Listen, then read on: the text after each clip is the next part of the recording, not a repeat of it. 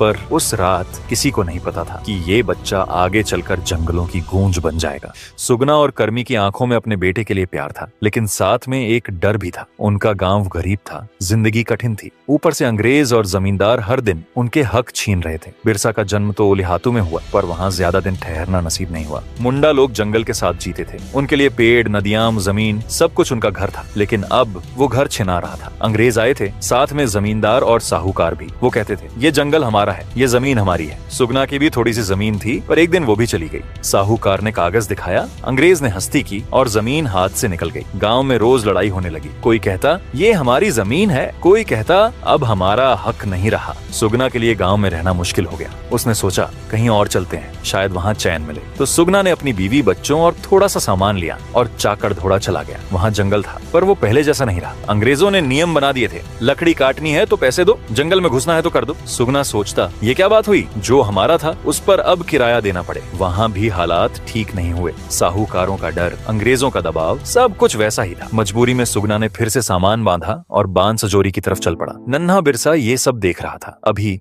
वो मात्र 4-5 साल का ही था। उसे समझ नहीं आता था कि माँ पापा बार बार सामान क्यों बांधते हैं, गांव क्यों छोड़ते हैं। पर उसकी आंखों ने बहुत कुछ देख लिया, अपने लोगों को रोते हुए, जंगल से बेदखल होते हुए। एक दिन वो अपनी माँ से पूछ बैठा, हम कब तक ऐसे भटकते रहेंगे? कर्मी ने उसे गले लगाया, पर जवाब नहीं दे पाई। बिरसा के मन में एक सवाल पक्का हो गया, हमारी जमीन पर हमारा हक क्यों नहीं है? बिरसा के घर में खाना कभी पूरा नहीं होता था। कर्मी सुबह उठती, जंगल से लकड़ी लाती, फिर उसे बेचकर थोड़ा सा अनाज खरीदती। घर में 4 लोग थे, सुगना, कर्मी, बिरसा और उसका बड़ा भाई कोहड़ा। जो अनाज आता उसे बांट लिया जाता। कई बार रात को पेट में हल्की सी भूख रह जाती थी। बिरसा देखता था कि उसकी माँ खाना बांटने के बाद खुद भूखी सो जाती थी। कोहड़ा अभी मात्र 10 साल का ही था जब उसे एक साहूकार के घर काम करना पड़ा। सुबह सुबह वो छोटे से थैले में रोटी बांध कर जाता था। साहूकार का घर बड़ा था, पर कोहड़ा को वहाँ झाड़ू लगानी पड़ती थी, बर्तन मांजने पड़ते थे। एक बार बिरसा अपने भाई के साथ गया। उसने देखा कि कोहड़ा साहूकार के बच्चों के लिए पानी ला रहा था, जबकि वो बच्चे हंसते हुए खेल रहे थे। बिरसा को गुस्सा आया, पर वो कुछ बोल नहीं पाया।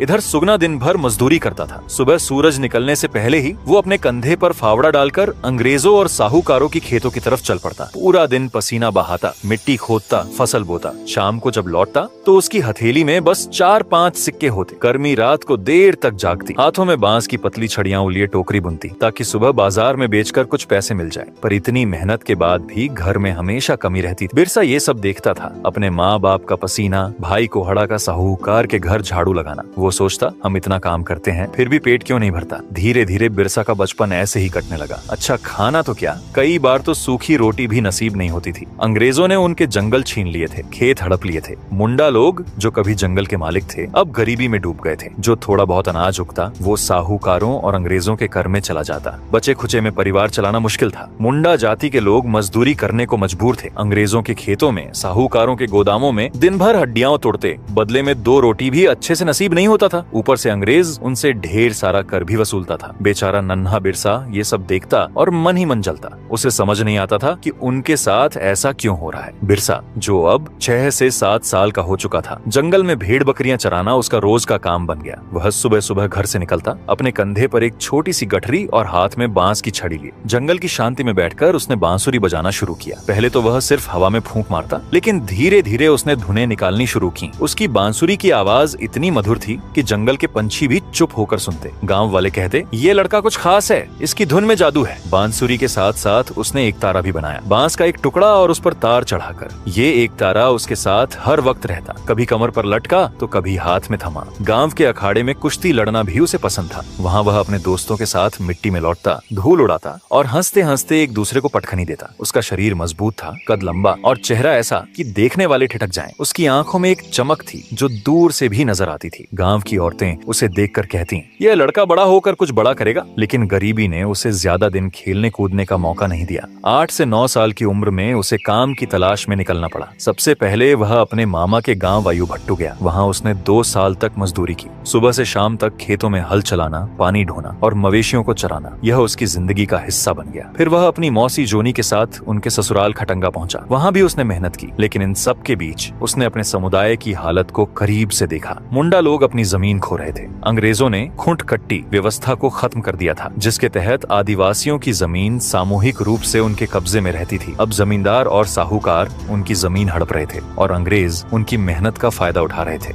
बिरसा के मन में यह सब देखकर एक सवाल उठने लगा।